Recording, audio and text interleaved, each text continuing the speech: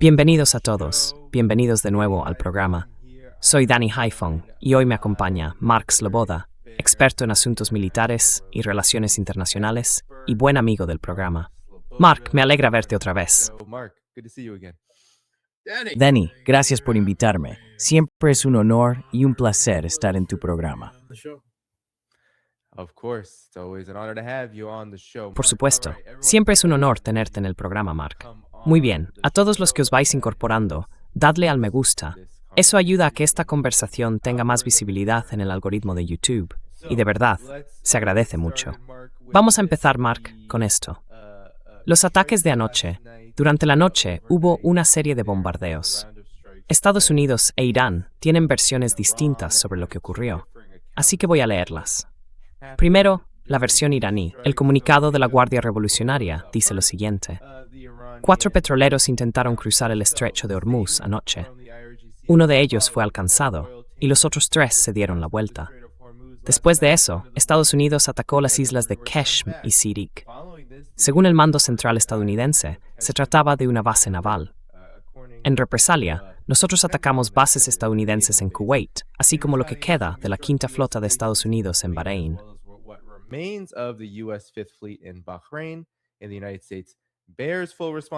Y Estados Unidos asume toda la responsabilidad si llegamos a cerrar por completo el estrecho de Hormuz. Así que sigue existiendo esa amenaza constante de que Irán cierre totalmente el estrecho, una amenaza que ya ha hecho varias veces solo en el último mes. Esta es la versión del mando central, CENTCOM. De hecho, publicaron un artículo entero en X sobre este tema. Según CENTCOM, lograron neutralizar los misiles y drones lanzados por Irán. Dicen que Irán disparó misiles hacia Kuwait y Bahrein en las horas posteriores a que CENTCOM derribara 4 drones iraníes de ataque unidireccional lanzados hacia el estrecho de Hormuz. Esos drones representaban una amenaza inmediata para el tráfico marítimo de la región. Posteriormente, las fuerzas estadounidenses atacaron los radares de vigilancia costera iraníes en Garuk y en la isla de Qeshm para defenderse de nuevos ataques marítimos.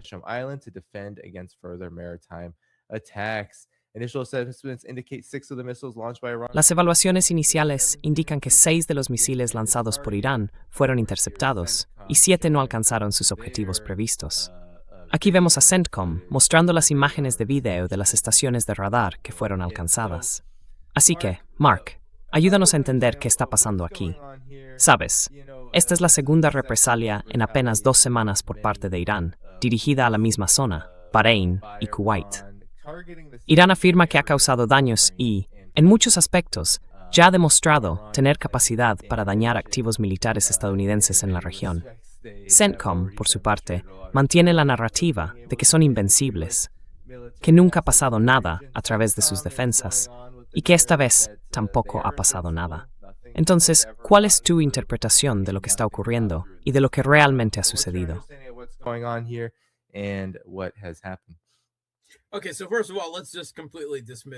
Vale.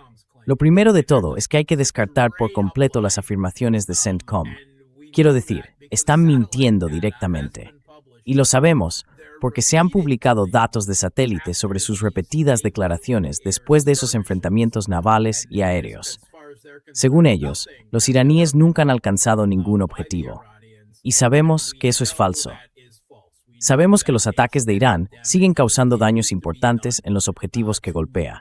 Así que, la versión de CENTCOM de Themgauer interceptado todos los misiles y de que no se ha producido ningún daño son completamente falsas.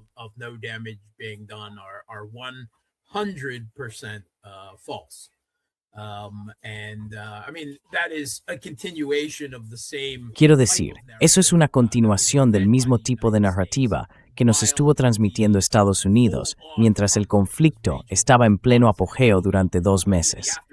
Y solo después de todo aquello, cuando ya no se podía seguir negando, fue cuando Estados Unidos reconoció a regañadientes el alcance de los daños en sus bases y en la infraestructura y las instalaciones de sus vasallos en el Golfo. Todo fue saliendo poco a poco en esas admisiones apagadas que aparecían en los medios occidentales tradicionales. Así que, para entender lo que ha estado ocurriendo aquí en las últimas semanas, seguimos viendo esos enfrentamientos repetidos en los que Estados Unidos intenta atacar o interceptar barcos que entran o salen de puertos iraníes, en un intento de imponer su contrabloqueo a los puertos de Irán.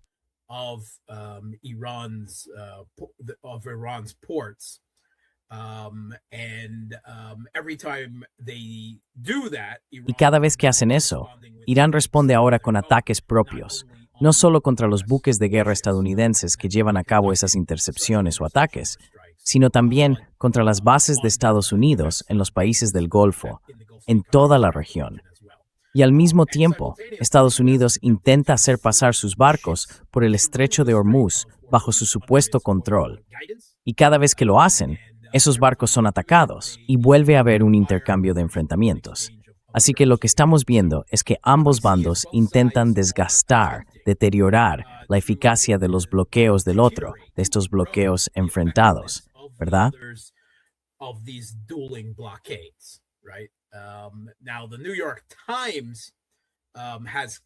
Ahora, el New York Times ha afirmado que Estados Unidos consiguió, fue en algún momento de la semana pasada, que en ese momento logró hacer pasar de forma encubierta unos 70 buques por el estrecho de Hormuz, en su mayoría navegando de noche pegados a la costa de Omán y con las señales apagadas. No es algo del todo inverosímil, pero no he oído ninguna verificación por parte de fuentes no estadounidenses, ni de operadores independientes de tráfico de petroleros, ni de nadie más que confirme que eso es lo que ha estado ocurriendo. Así que soy bastante escéptico al respecto. Lo dejaría como un quizá, pero probablemente sigue siendo más bien aspiracional, ¿no? Es lo que quieren que esté pasando. Y este último escenario fue exactamente eso. Estados Unidos intentó hacer pasar algunos barcos por el estrecho de Hormuz.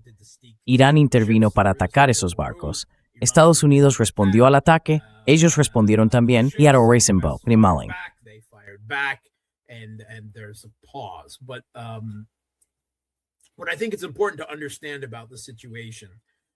Lo que creo que es importante entender sobre esta situación es, primero, que esto es un juego geoeconómico de gallina, por decirlo así.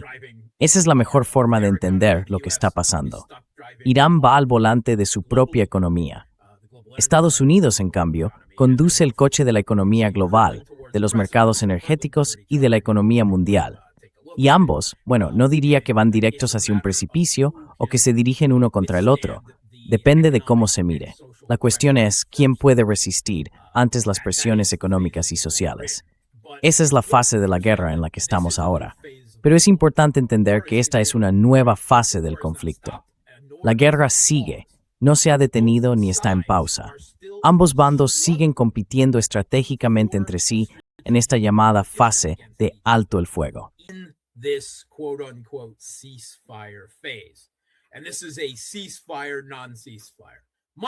Y esto es un alto el fuego, que no es realmente un alto el fuego, muy parecido a lo que ocurre con Israel en sus ataques sobre Gaza y el Líbano.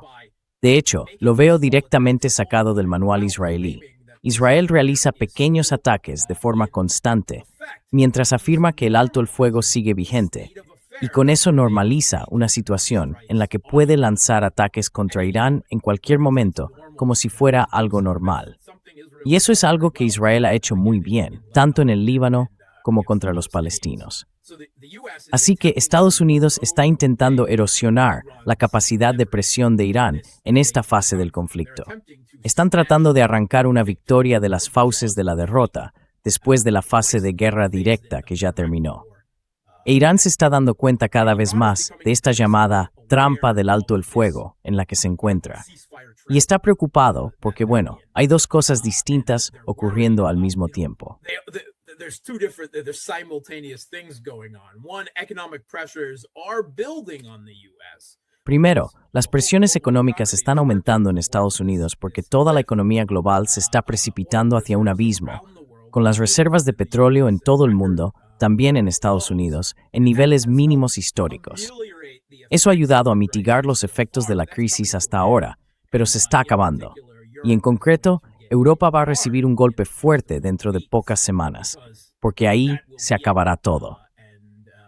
Y claro, Los efectos no solo sobre el crudo, sino también sobre productos derivados como el queroseno o el diésel, van a empezar a tener un impacto importante en los aliados europeos de Estados Unidos, del mismo modo que ya está afectando a sus aliados asiáticos.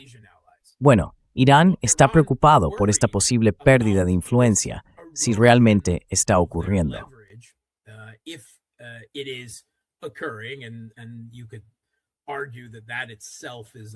Y se podría decir que eso mismo es una construcción narrativa.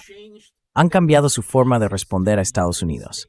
Antes era, ya sabes, Estados Unidos hace algo, ellos atacan o intentan colar algo. Irán responde, Estados Unidos responde y ellos vuelven a responder. Y en general ha sido algo simétrico, ¿no? Al menos proporcional. Ahora, en los últimos días, Irán ha empezado a cambiar ese cálculo. Y lo que hemos visto es que Irán ha comenzado a dar respuestas desproporcionadas. Estados Unidos hace algo, e Irán lanza ataques contra 5 o 6 bases repartidas por los estados del Golfo, además de disparar contra buques de guerra estadounidenses si se acercan demasiado, y cosas por el estilo. Y así es como Irán está intentando escapar de esa trampa del alto el fuego.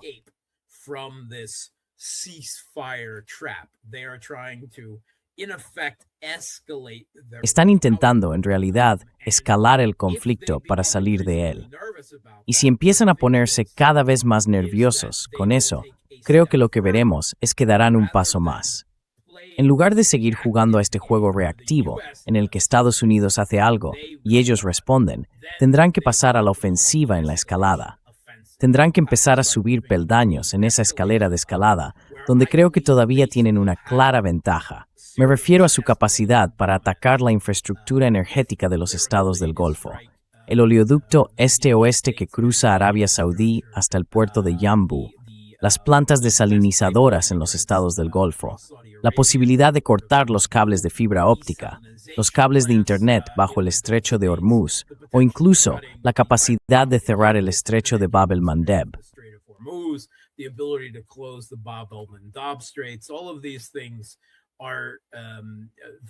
Todas estas cosas son pasos muy potentes en la escalada, aunque sean asimétricos, y Estados Unidos a estas alturas no tiene capacidad para detenerlos. Así que Irán podría verse obligado a hacer que Estados Unidos ceda en esto, subiendo por su propia cuenta esa escalera de escalada, en lugar de limitarse a reaccionar a lo que hace Washington y avanzar solo en respuesta. Estados Unidos, Trump, está jugando con mucha calma y sigue haciendo declaraciones absurdas sobre acuerdos que están a punto de cerrarse, memorandos de entendimiento y todo eso. Creo que debemos interpretar todo esto como lo que es, un sinsentido, dirigido sobre todo a manipular los mercados energéticos, mantenerlos tranquilos y presionar los precios a la baja para alargar la situación, sin provocar, ya sabes, ese gran salto inflacionario en los precios del petróleo, que es inevitable, pero que intentan retrasar todo lo posible.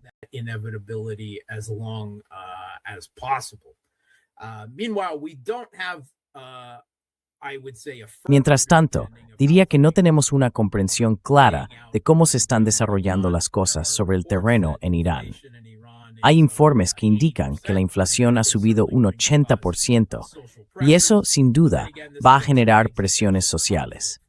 Pero al mismo tiempo, este es también un conflicto existencial para ellos, y pueden soportar mucho sufrimiento, como ya lo han hecho en el pasado. No hay señales de divisiones significativas entre las minorías étnicas, ni de que Estados Unidos esté logrando manipular la situación sobre el terreno para movilizar a sectores concretos de la población contra el gobierno. No hay indicios de que eso esté teniendo ningún efecto. Así que Irán parece bastante estable, y al mismo tiempo están haciendo todo lo posible por ampliar sus rutas comerciales por tierra a lo largo de Eurasia.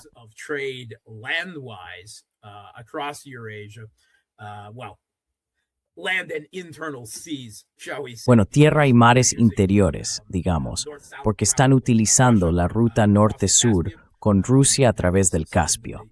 Y eso es algo que Estados Unidos e Israel al menos no pueden tocar fácilmente. Pero además, hay informes de que han empezado a enviar petróleo, aunque con una capacidad claramente mucho menor, por ferrocarril hacia Pakistán y también directamente a China. Y por supuesto, se está llevando a cabo mucho otro comercio de esa manera. Y Pakistán, ya sabes, está siendo bastante útil para Irán en términos comerciales, al menos abriendo muchos corredores terrestres y tratando de aprovechar toda esta situación para atraer más actividad económica a sus propios puertos, como sustituto de los puertos iraníes en este contexto.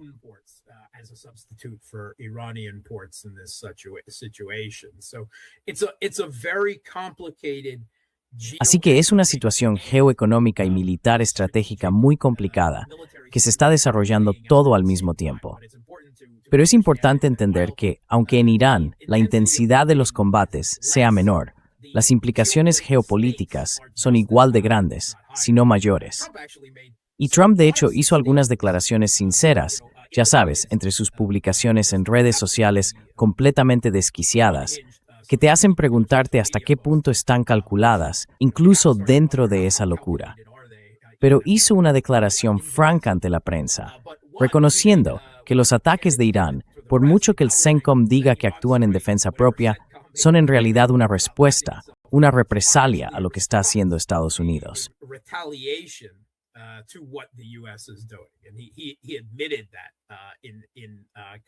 Y admitió que en conversaciones con la prensa, ya sabes, mientras estaba sentado en el despacho oval. Y también le preguntaron, bueno, ¿cómo definiría un alto el fuego y si consideraba que lo que está ocurriendo ahora lo es? Porque ya sabes, el alto el fuego sigue en vigor. Y él dijo que en esta parte del mundo, un alto el fuego simplemente significa una moderación de los disparos, ¿no? Un conflicto de menor intensidad. Y bueno, sí, pero solo porque Estados Unidos e Israel siguen estableciendo altos el fuego en ese sentido, porque es, ya sabes, otra herramienta más en su caja de herramientas. Ahora mismo, al menos, Estados Unidos parece creer que este nivel más bajo de conflicto está jugando a su favor. Yo no creo que el tiempo esté de su parte, pero ellos parecen pensar que sí. Y no estoy de acuerdo con ellos. Pero desde luego me pone nervioso, y estoy seguro de que también debe de estar poniendo nerviosa a la dirección política y militar iraní. Por eso están intentando alterar las reglas de este juego, tal y como están evolucionando, con estas nuevas respuestas desproporcionadas.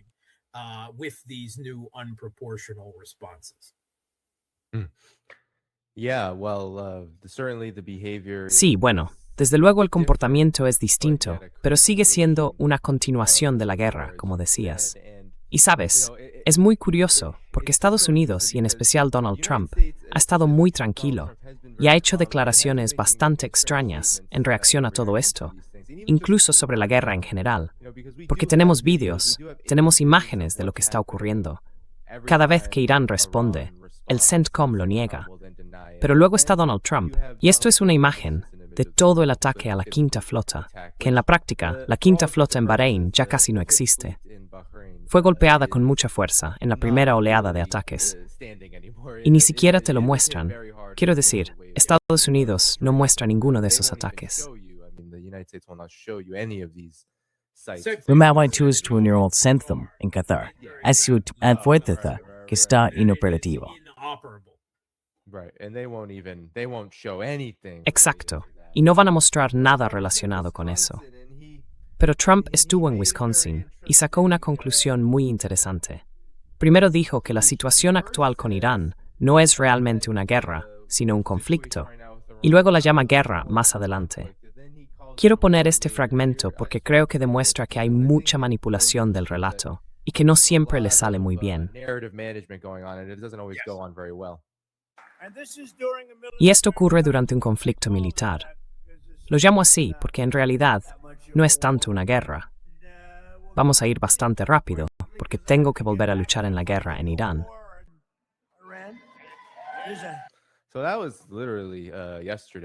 Eso fue literalmente ayer, en Wisconsin, hablando con agricultores estadounidenses que han sido muy golpeados por la guerra de Estados Unidos contra Irán y sus consecuencias económicas. Pero sí, Mark, decías que quizá haya motivos para estar preocupados por lo tranquilo que parece estar actuando ahora el país. Y la verdad es que no entiendo cómo puede Estados Unidos con todo esto. Y quizá tú también puedas comentar sobre esto. Hay ciertas limitaciones. Ahora incluso están saliendo informes de que los drones MQ-9 Reaper empiezan a escasear. Todo parece estar en falta por culpa de esta guerra. ¿Cómo puede Estados Unidos avanzar a partir de aquí, teniendo en cuenta que parece querer mantener algún tipo de conflicto con Irán durante, al menos, el futuro previsible? Yeah, so there is Sí, bueno, hay claramente mucho de eso. Tú lo llamas gestión del relato. Y efectivamente hay muchísimo de eso en marcha. Podemos relacionarlo, creo, con algunos términos que se atribuyen a Karl Rove sobre una nueva realidad y sobre cómo hoy en día esa realidad se construye en gran parte a través del relato, que seguiremos actuando y, ya sabes, rehaciendo el relato, rehaciendo la realidad, mientras otros se sientan a estudiar lo que estamos haciendo. Y este intento de, pese a todas las pruebas que tenemos, imágenes por satélite y todo lo demás, Trump sigue lanzando enormes montones de disparates a los medios tradicionales, que incluso cuando hacen informes más basados en hechos, muestran que ocurre justo lo contrario, ¿no? Con todo el daño que se está causando, las interceptaciones y todo eso. damage being done and in the interceptions and everything. And at the same time, whenever they're on camera with Trump, Y al mismo tiempo, cada vez que están frente a las cámaras con Trump, no se atreven a desafiarle de ninguna manera. No se atreven a decir que el emperador está desnudo. Y eso es porque si lo hacen, quedan excluidos de la presencia del llamado Dios emperador de la humanidad y ya no pueden informar sobre él. Así que lo que intentan es remodelar la realidad del conflicto a través del relato, algo que hemos visto repetidamente también en la guerra de Ucrania. Es el sword thing, que la realidad en campo es muy distinta. it's quite evidence that the reality on the battlefield is something different. But they simply refuse to acknowledge Pero simplemente se niegan a reconocer esa realidad y tratan de desgastarla poco a poco con la construcción de su propio relato diplomático. Puedes interpretarlo como una simple negación de la realidad o como una estrategia muy astuta para salir de situaciones difíciles basadas en hechos. Pero tienes razón en que Estados Unidos tiene muchísimas limitaciones de cara al futuro. La más urgente, por supuesto, es la crisis energética. Aunque también tenemos otras crisis económicas que ocurren al mismo tiempo, derivadas de todas esas actividades que son subproductos o actividades paralelas a la extracción y el refinado de petróleo y gas. extraction and refining industries. One of them, the production of urea fertilizer, right, which is Una de ellas, la producción de fertilizante de urea, es una de las razones por las que esta crisis está afectando no solo a los agricultores de Estados Unidos. Quiero decir, los agricultores estadounidenses lo están pasando mal, pero los del resto del mundo lo están pasando aún peor, incluso más que en Estados Unidos, porque el precio del fertilizante se ha disparado. Y eso ocurre porque una parte muy importante de ese suministro está, ya sabes, bloqueada en el estrecho de Hormuz. Y eso va a afectar gravemente al sur global, a las zonas más vulnerables del mundo en desarrollo. Quiero decir, va a haber hambre como consecuencia de esto en los países más frágiles del sur global. Y creo que tenemos que reconocerlo. global south countries, and I think we need to recognize that it's going to get very bad within. La situación va a ponerse muy mal en unos pocos meses. Pero también está el helio, ¿verdad? Que es vital para las industrias de alta tecnología y el aluminio y muchos otros elementos de este tipo en la economía. Aunque hay otros límites a los que se enfrenta Estados Unidos, límites sobre los que yo y varios de los otros invitados llevamos tiempo advirtiendo o celebrando, si se quiere ver así. Y me refiero al talón de Aquiles de Estados Unidos en materia de municiones, especialmente en defensa aérea, ya sea por la ineficacia de sus sistemas, como los Patriot o el sistema israelí Honda de David, o por la enorme escasez de interceptores y su limitada capacidad para aumentar los ritmos de producción. Interceptors and their ability to increase production rates. And we've been saying, some of us, for Y llevamos tiempo diciendo, algunos de nosotros, que las cifras están bajando muchísimo. No pueden hacer esto, no pueden hacerlo. Van a llegar a su límite. Y boom, se han estrellado contra ese muro. Ahora hay un límite geopolítico muy claro sobre lo que pueden y no pueden hacer.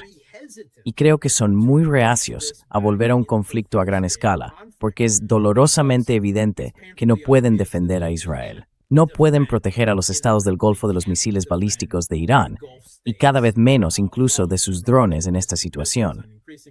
Pero no se trata solo de sus municiones defensivas, también de las ofensivas. It's their offensive munitions as well. Standoff munitions, Las municiones de largo alcance, esos Tomahawk y los Chas-M, misiles de crucero lanzados desde el aire, son muy caros y hay muy pocos. Las existencias de ambos están en niveles críticamente bajos. Los medios occidentales más importantes han reconocido abiertamente que los niveles son tan bajos que a Estados Unidos le llevará años, incluso hasta una década, reponerlos solo para volver al nivel ya crítico en el que estaban antes de iniciar esta guerra con Irán. Y eso, claro, suponiendo que no se metan en ningún otro conflicto serio de aquí a entonces. También se reconoce que esto los deja en una situación de enorme desventaja si surgen tensiones geopolíticas que acaben derivando en enfrentamientos militares con Rusia, con China o con otros posibles actores.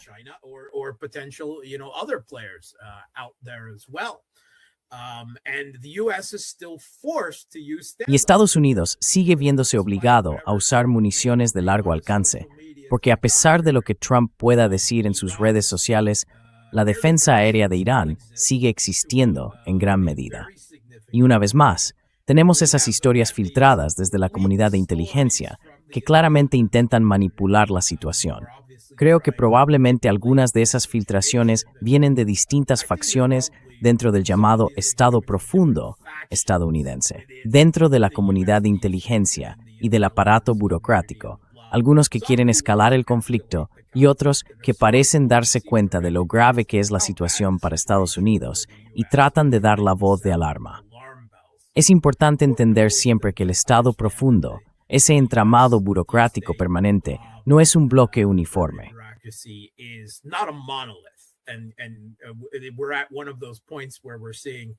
Y estamos en uno de esos momentos en los que vemos que las fracturas importantes empiezan a salir a la superficie. Y ellos han estado advirtiendo abiertamente de que las innovaciones de Irán en defensa aérea les están permitiendo seguir los aviones furtivos de Estados Unidos mediante combinaciones de imágenes térmicas y cámaras repartidas por todo el país, con la información procesada por inteligencia artificial. Puede que no sean tan eficaces de forma inmediata como un radar activo, pero por otro lado, eso hace que esas capacidades de detección sean invisibles para Estados Unidos, ¿verdad? Así que no pueden tener sus sistemas de defensa aérea destruidos en cuanto activan el radar. Y hemos oído abiertamente que el Pentágono tiene miedo de esto. Por eso no lo hacen, pese a todas las tonterías de Trump diciendo lo contrario. All Trump's nonsense to the contrary, for the vast majority of that phase of... Durante la mayor parte de esos 2 meses de conflicto abierto, Estados Unidos e Israel se mantuvieron fuera del espacio aéreo iraní. Tuvieron que lanzar municiones de largo alcance desde el espacio aéreo iraquí, desde el Golfo de Omán, o desde donde pudieran, porque tenían miedo de entrar.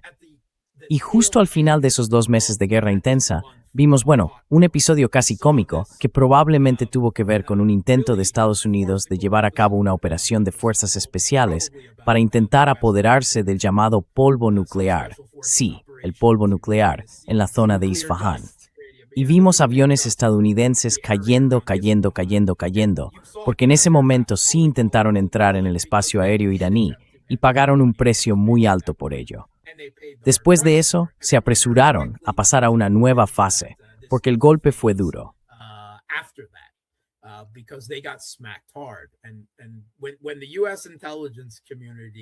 Y cuando la comunidad de inteligencia de Estados Unidos, o algunas facciones dentro de ella, nos filtran que creen que Irán puede resistir más que el bloqueo estadounidense, ¿verdad? Que en este juego de bloqueos enfrentados o de gallina geoeconómica, Irán en realidad tiene la ventaja y que piensan que Irán aguantaría eso. O cuando advierten sobre los niveles extremadamente bajos de sus municiones y sobre la eficacia de las innovaciones iraníes en defensa aérea que se han ido viendo durante este conflicto.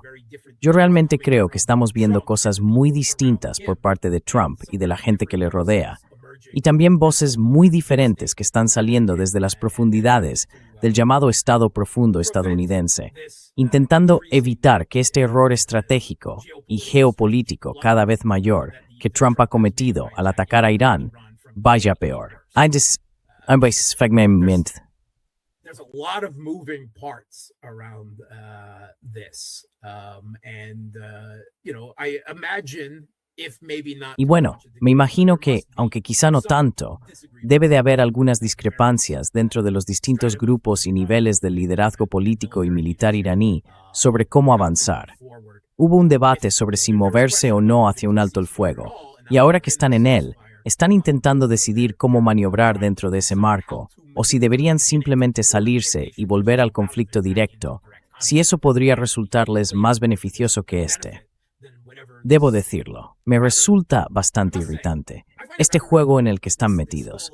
No creo ser el único que lo ve así. Este juego de escaramuzas, de idas y venidas, mientras seguimos intentando medir los daños económicos, la pérdida económica que se acumula en ambos lados, y todo eso, siendo apenas conscientes de cuando hablamos de cosas a nivel estratégico, de desgaste económico y todo lo demás.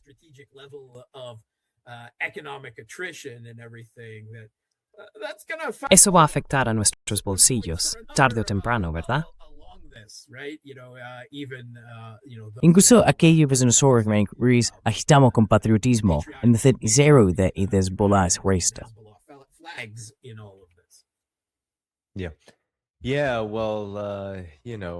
Sí, bueno, quería preguntarte porque desde luego estamos en esta fase de ataques puntuales por parte de Estados Unidos. Y luego Irán responde, según dicen, con la misma fuerza o incluso una vez y media más fuerte. Y da la sensación de que eso podría prolongarse bastante tiempo, sobre todo teniendo en cuenta que Estados Unidos tiene pocas opciones aparte de responder con más contundencia.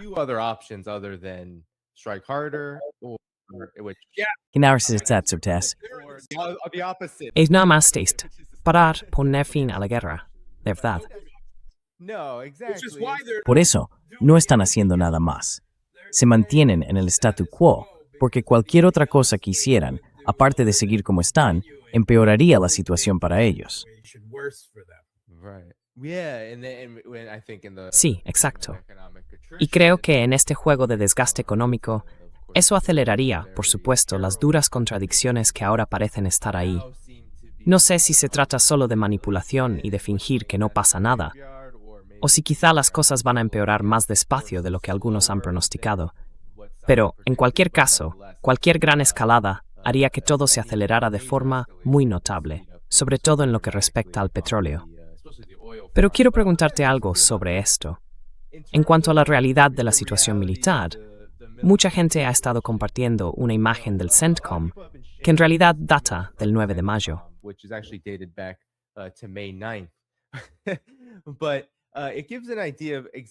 Pero da una idea bastante clara de lo que está pasando y de cómo podrían estar ocurriendo estos ataques puntuales. Y aquí tenemos lo que parece una foto evidente. No soy experto en los Emiratos Árabes Unidos, nunca he estado allí, nunca he estado en Dubái, ni en ningún sitio cerca de los Emiratos. Pero todo el mundo comenta que el CENTCOM compartió esta imagen de un F-16 repostando sobre un lugar no revelado. Aunque todos señalan que, en realidad, se trata de Palm Jumeirah. Sí.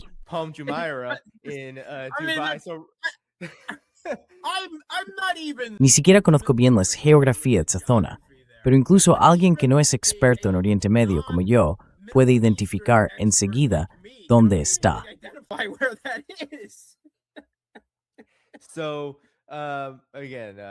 Así que, de nuevo, supongo que esto es, digamos, el CENTCOM de Pete Hegseth. Pero aún así, Mark, lo que debe de estar pasando, porque claro, Estados Unidos intenta controlar el relato y no tenemos una visión real de cómo están llevando a cabo estos ataques.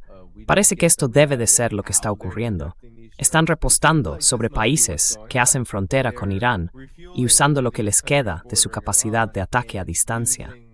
¿Crees que ahora están utilizando esas municiones de largo alcance casi de forma de desgaste porque tienen recursos limitados?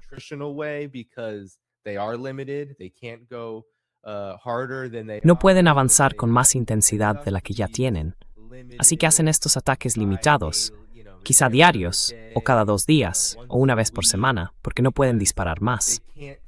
Y si se acercan a Irán, bueno, sí, esas defensas aéreas.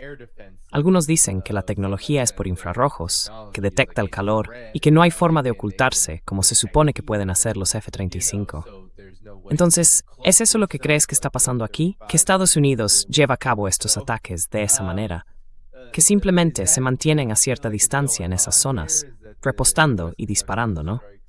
Porque al fin y al cabo, Emiratos Árabes Unidos está bastante cerca de Irán, al menos en teoría. Of course, that's what they're doing, right? This is standoff Sí, claro, operations eso es lo and que están haciendo, ¿no? actions. Ya sabes, se trata de municiones de largo alcance. Y obviamente los inventarios de Estados Unidos permitirían mantener este nivel más bajo de conflicto durante mucho más tiempo de lo que sería posible si se tratara, digamos, de una reanudación total y directa de la guerra entre ambos. Y en cierto sentido, creo que lo más importante de lo que está ocurriendo es esa guerra de desgaste geoeconómica entre los dos, que Estados Unidos está llevando a cabo, ¿verdad? También intentando influir en los acontecimientos, aunque sea a corto plazo, con las publicaciones de Trump en redes sociales, esos ataques puntuales y cosas por el estilo. Pero creo que probablemente también hay un problema militar, tanto estratégico como incluso táctico, en todo lo que está pasando. Strategic and even tactical level of what's going on as well with these strikes and retaliations. Con estos ataques y represalias, Estados Unidos está intentando tantear la defensa aérea iraní sobre el estrecho de Hormuz, ¿verdad? Y ahora mismo todo está bastante concentrado, muy concentrado, en esa zona exacta, la isla de Keshm, la isla de Karg, Bandar Abbas, ¿no? Las fuerzas están centradas ahí. Todos los ataques estadounidenses se concentran justo en ese punto. Están intentando evaluar y quizá incluso debilitar las capacidades de defensa aérea y los radares iraníes. Si están logrando golpear esos objetivos, claro, eso forma parte esencial de la estrategia. Por si acaso llega la orden para Trump de decir, basta ya, volvamos a lanzar bombas a lo grande.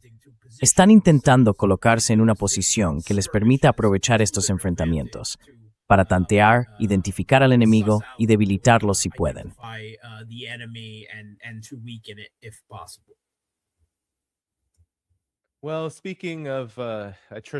Bueno, hablando de guerra de desgaste, ¿qué te parece si hablamos, digamos, del conflicto más amplio en Ucrania?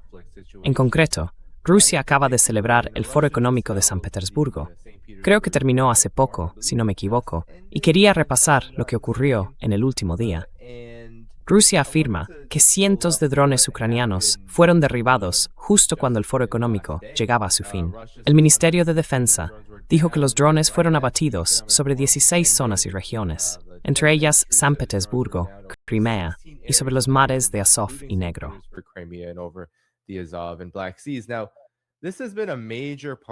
Esto ha sido una parte importante de todo lo que se ha desarrollado a raíz del conflicto, sobre todo en los medios occidentales más convencionales.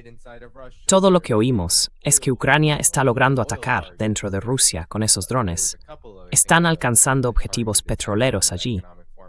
Hubo un par de intentos, creo que dirigidos, contra el propio Foro Económico, el de San Petersburgo. Pero junto con la idea de que Ucrania también está ganando en el campo de batalla, este relato sigue presente, casi de forma sorprendente, o quizá no tanto, y que Rusia, en respuesta, ha lanzado varios ataques sobre Kiev. Y todo esto se presenta como el último intento desesperado de Rusia.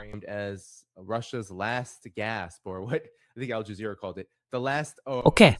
Creo que Al Jazeera lo llamó el último, o fue el New York Times, el último argumento que Rusia puede presentar en la guerra. No puede hacer nada más. No puede ganar en el campo de batalla, así que lanza estos misiles sobre Kiev como una forma de reaccionar. Entonces, Mark, ¿qué está pasando realmente y cómo se relaciona con estos frentes? Porque Ucrania sigue y sigue y sigue. Y por lo que tengo entendido, la ayuda militar de Estados Unidos ha disminuido, no porque Trump quisiera acabar con la guerra, sino simplemente porque hay menos que ofrecer. Sí, pero aún así, la lucha continúa. Así que ayúdanos a entender la situación actual. Yeah, when it comes to comparing, right? First of all, we have to acknowledge Cuando hablamos de comparar, lo primero que hay que reconocer es que la guerra de desgaste ha vuelto claramente como la forma principal de conflicto, después de unas cuantas décadas de ausencia. Pero si hablamos de guerra de desgaste, podemos mencionar la guerra de ataques a larga distancia y de desgaste económico entre Estados Unidos e Israel frente a Irán. Y luego, claro, entra en juego el conflicto entre Rusia, Ucrania y la OTAN. Y cuando se trata de guerra de desgaste, ellos vienen a decir, espera, sujétame la cerveza, ¿no? Porque estamos hablando de una escala completamente distinta de conflicto de desgaste. Yo lo llamaría más bien el último suspiro de la propaganda occidental, o si no el último, al menos el último, antes de que guarden silencio un tiempo y luego intenten reconstruir el relato más adelante. Las cosas van muy mal en el campo de batalla para el régimen de Kiev, y los medios de comunicación occidentales no están reconociendo nada de eso. mainstream media is not acknowledging any of it. I mean, they just finally quietly admit. Quiero decir, al final lo han admitido, y lo han hecho en silencio después de los mapas del llamado Estado Profundo, ¿no? Hay un proyecto de mapas, supuestamente independiente y a favor del régimen de Kiev, que en realidad trabaja directamente con la inteligencia militar del propio régimen. Y por fin han reconocido, sin hacer ruido, que Pokrovsk está en manos rusas, 7 meses después de su caída. Eso es, básicamente, lo que están haciendo ahora, ignorar lo que está ocurriendo sobre el terreno, mientras la ofensiva de primavera de Rusia, que empezó despacio, se está convirtiendo en una bola de nieve que ya entra en la ofensiva de verano, junto con una nueva campaña declarada de ataques de largo alcance contra Kiev. Pero en algún momento de este verano, todo eso del supuesto estancamiento del frente, o incluso los giros de Ucrania, o eso de ganar en el campo de batalla, todo eso va a desaparecer como el humo. It's all going to go up in smoke, and there's a number of these hard. Y hay varios de estos puntos de conflicto muy duros, en especial Konstantinovka, que es el extremo final de la última línea defensiva del régimen de Kiev en el oeste del Donbass. Es una zona urbana muy concentrada, donde todo se mezcla. Slaviansk, Kramatorsk, incluso podríamos decir Drushivka y Konstantinovka. Rusia lleva combatiendo en Konstantinovka y en sus flancos desde hace ya unos 6 meses. Pero ahora empieza a notarse el resultado, y no hace falta que me creas a mí. Los propios mandos del régimen de Kiev y los interlocutores en redes sociales están lanzando advertencias desesperadas sobre lo que está ocurriendo en Konstantinovka, sobre cómo se están desmoronando las defensas allí. Y por mucho que intenten restarle importancia o simplemente ignorar la situación y no hablar de ella, se trata de un avance muy significativo en el campo de batalla.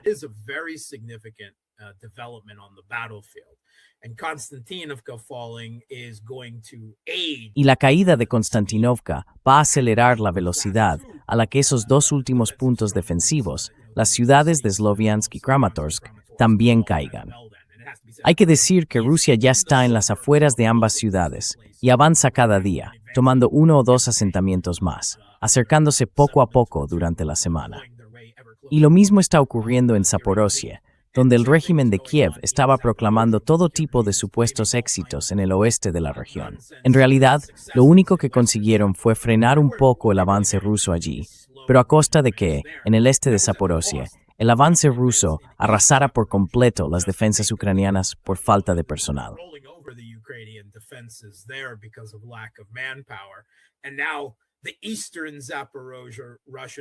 Y ahora, la ofensiva rusa en el este de Zaporozhye avanza muy rápido hacia el bastión del régimen de Kiev en Orekov, que está en la parte occidental.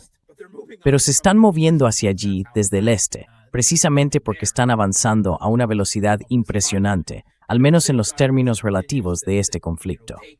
Al mismo tiempo, Rusia sigue tomando una localidad aquí, otra allá, cada semana, en el frente norte del conflicto, en las zonas de Sumy y Yarkov también. Así que, Putin hizo unos comentarios durante el Foro Económico Internacional de San Petersburgo, diciendo que, bueno, las pérdidas de Rusia, tanto si hablamos de lo que ocurre en el campo de batalla como en el terreno económico, están enormemente exageradas, ¿verdad?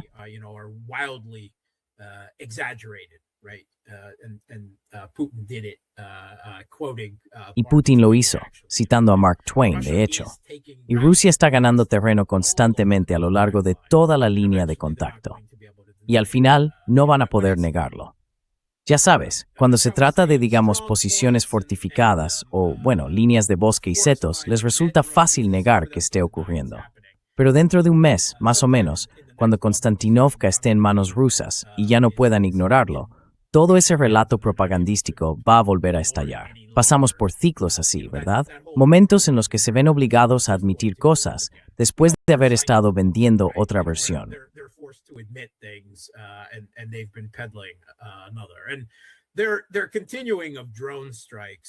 Y siguen con los ataques con drones, ya sabes, y con esos ataques demostrativos facilitados por los movimientos continuos a través del espacio aéreo de la OTAN en los países bálticos, para golpear zonas donde Rusia tiene defensas aéreas relativamente débiles, comparadas, por ejemplo, con Moscú, donde prácticamente no consiguen que pase nada.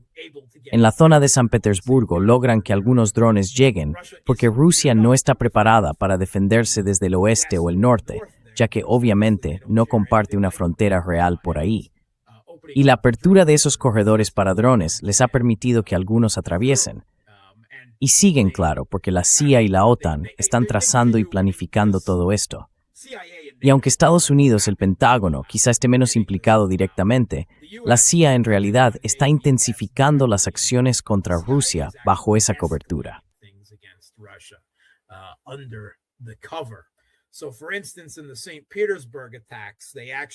Por ejemplo, en los ataques de San Petersburgo, lo que hicieron fue asegurarse de que algo pasara y de crear esa bonita columna de humo para las redes sociales y las cámaras de televisión. Pero en realidad era un depósito de almacenamiento. Y no es una gran pérdida, es un objetivo blando, no causa un daño económico real y, desde luego, tampoco estratégico. Son ataques que, en un 85%, son pura propaganda. Es otra vez el mismo tipo de gestión del relato, solo que ahora se hace con esos ataques de largo alcance, casi a la desesperada. Vuelan a baja altura sobre el Golfo de Finlandia y rodean por el norte las instalaciones petrolíferas cerca de San Petersburgo y en Kronstadt, la isla naval que está allí. Porque la OTAN, a través de sus aviones de reconocimiento, identificó dónde podía haber una ventana de oportunidad. ¿Y han causado algún daño esos ataques en San Petersburgo? No.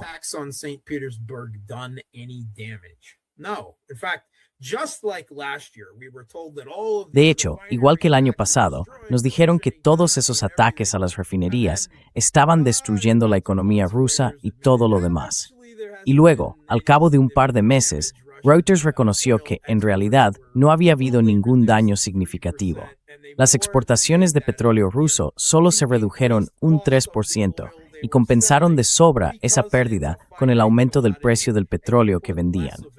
Porque es un recurso limitado. Si pones menos en el mercado, los precios suben y siguen ganando dinero con lo que venden, aunque sea en menor cantidad. Y eso es aún más cierto ahora, con el efecto acumulado de la crisis global.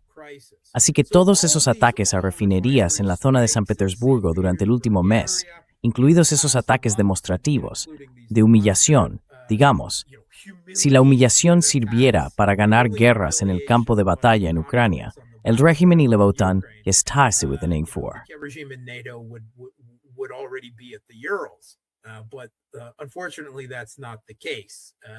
Pero, por desgracia, no es así. En realidad, las defensas del régimen de Kiev se están desmoronando por todo el país. Bloomberg acaba de informar, vi el informe ayer, o hace un par de días, más o menos, que los ingresos petroleros de Rusia durante el último año, teniendo en cuenta estos 2 últimos meses de ataques con drones de los que tanto se ha hablado, que han acaparado toda la cobertura del conflicto en Ucrania. ¿Cuál es el resultado final de todo eso? Pues que los ingresos petroleros de Rusia han aumentado un 32% respecto al año anterior. Eso es. Hace poco más de una semana, el Wall Street Journal reconocía que el régimen de Kiev está atacando la infraestructura energética de Rusia, su infraestructura petrolera, pero que le cuesta mucho afectar a la economía rusa. Y ahí lo tenemos otra vez. La economía rusa, sobre todo en lo que se refiere a la energía, en sus distintas formas, es un gigante. Energy of various sorts is a behemoth. And these are pinprick attacks that are more Y estos son ataques puntuales, más pensados para influir en los relatos y en las percepciones de los medios occidentales, y para obligarnos a hablar de ellos también, ¿sabes? En lugar de dedicar más tiempo a lo que realmente está ocurriendo en Konstantinovka o en Raya Alexandrovka o en otros puntos clave del frente. Porque esa es la intención, cambiar el relato y desviar la atención. Y lo estamos viendo también en el plano diplomático. Durante la última semana, mientras se supone que Ucrania está dándole la vuelta a la situación y ganando, hemos tenido informes desde Europa que dicen que los alemanes, los franceses y los británicos de repente quieren empezar a hablar con Rusia para poner fin al conflicto antes del invierno. Y Zelensky envía una carta insultante a Putin. Sí, justo al final lo insulta. Sí. Y luego dice, reunámonos y hablemos. Yeah, he says let's meet and end the let's have a conflict by talk. winter. Sí, And we hear the US would Y también also hemos oído que Estados Unidos, por supuesto, at least Trump quiere al menos que haya un alto el fuego en marcha para las elecciones de mitad de mandato. No sé por qué piensa que eso le ayudaría en las elecciones, porque los estadounidenses nunca votan por cuestiones de política exterior. No, de verdad. Quiero decir, vuestro público, ya sabéis, sois especiales ahí fuera. No sois el estadounidense típico. the normal American. So No, before you- in the Ukraine. no, Shkvait to Ucrania with race there. SCS. yeah, you know the rest. Ya sabes, la mayoría de la gente no presta ninguna atención a la política exterior cuando vota en Estados Unidos. Lo cual es una tontería, claro, porque ahí es precisamente donde el presidente tiene poder, ¿no? Powers are, right? That's the Y ese sector está creciendo en Estados Unidos. But anyway, that aside, right. De todos modos, dejando eso aparte, ahora están presionando claramente en el frente diplomático y confían en que todos estos ataques puntuales provoquen algún tipo de desequilibrio social en Rusia. Esperaban conseguirlo con las sanciones y con todo lo demás, pero no tuvo el efecto que querían. No empobreció al pueblo ruso. De hecho, si acaso, ocurrió justo lo contrario. Rusia ha sabido aprovechar la situación y su economía prestige se ha beneficiado de muchas formas muy importantes que puedo ver aquí sobre el terreno. in many very serious ways that I can see on the ground here. Then now it's about. Pero ahora, ya sabes, se trata de esos atentados terroristas en autobuses y en residencias femeninas de universidades y todo eso. Están intentando agitar la opinión pública en Rusia contra la operación militar especial y, por tanto, contra Putin y el gobierno ruso. Pero no está teniendo el efecto que esperaban. Yo estoy aquí, sobre el terreno, y por mucho que digan en los medios occidentales, la gran mayoría de la población rusa, en lugar de poner todo esto en duda, lo que quiere es que el gobierno ruso escale más y más rápido contra el régimen de Kiev, y no al contrario. The Kiev regime rather than the opposite. And we saw this in Putin's. Y vimos esto en las respuestas de Putin durante el Foro Económico Internacional de San Petersburgo, donde simplemente se quitó todo esto de encima, ese mar de preguntas implacables sobre la supuesta victoria inminente de Ucrania y el colapso de Rusia. Putin puso los ojos en blanco y empezó a soltar todos los datos, las cifras sobre la economía, la operación militar especial y todo lo demás de lo que en los medios occidentales no quieren hablar ni reconocer. Con todo eso fue desviando cada una de las preguntas. Y cuando llegó el tema de la carta de Zelensky, ¿verdad?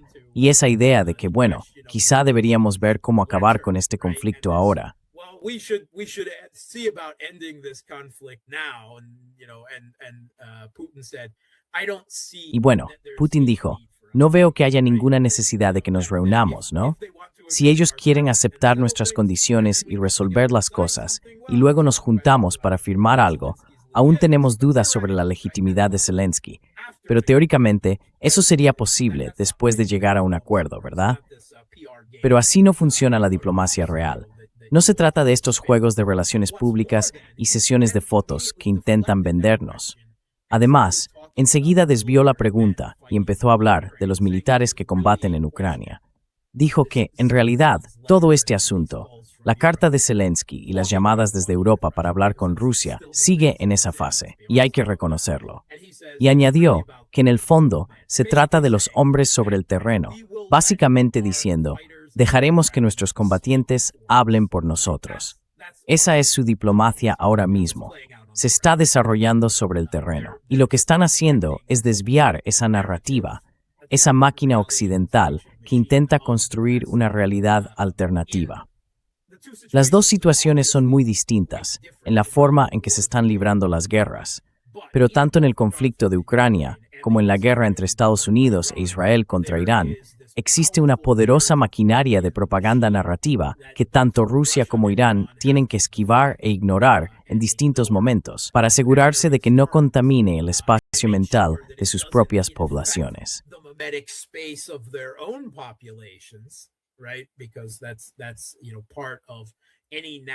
Porque eso es, ya sabes, parte de cualquier concepto de defensa nacional, el control de tu propio espacio informativo. Y creo que ambos lo están haciendo bastante bien, pese a todas las tonterías que puedan aparecer en las páginas de los medios occidentales cualquier semana. Siempre hay algún grano de verdad que sale a la luz, escondido en el párrafo 5 de la página 10 o algo así. Pero al fin y al cabo, ese es nuestro trabajo.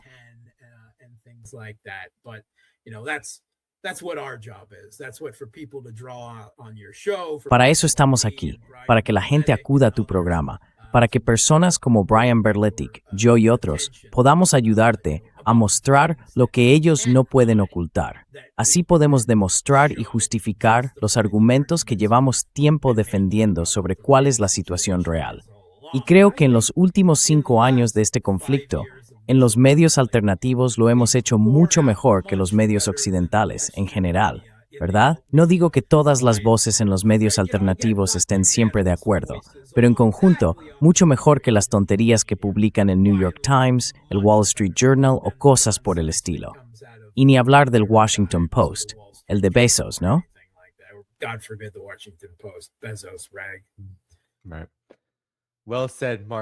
Exacto. Bien dicho, Mark. Quiero asegurarme de que todo el mundo sepa que en la descripción del video pueden encontrar tu cuenta de Boosty, donde pueden suscribirse y seguir tu trabajo.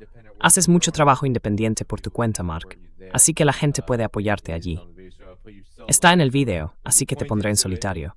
Cuando lo señales, aparecerá ahí, sí, justo ahí mismo, a la derecha. Bueno, a nuestra izquierda, pero a tu derecha. Rápidamente, Jolly Pop pregunta, ¿eres retirado de la Marina de Estados Unidos, Mark? ¿Lo eres?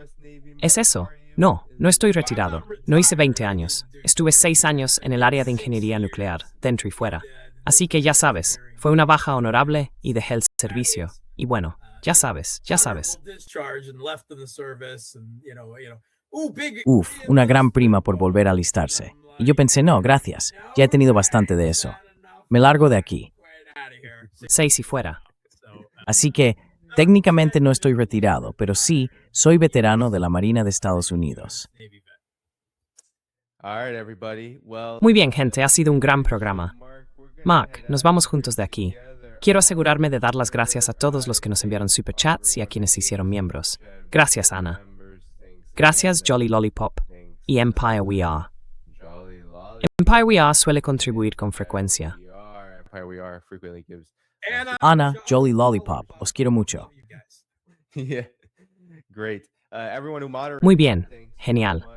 A todos los que moderaron, muchísimas gracias por vuestro tiempo hoy. Y a todos los que habéis estado viendo, también gracias por dedicar vuestro tiempo. Antes de iros, dadle al botón de me gusta. Eso ayuda a que el programa siga creciendo.